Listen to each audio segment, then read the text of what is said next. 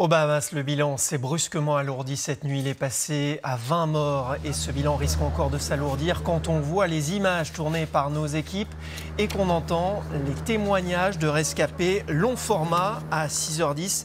D'abord direction la Caroline du Sud, bientôt touchée par l'ouragan Dorian qui vient de repasser en catégorie 3. Bonjour Antoine Bourdarias, vous êtes avec Gabriel Moret à Charleston. Bonjour Sébastien. Certains habitants ont déserté la ville, les autres se protègent comme ils peuvent.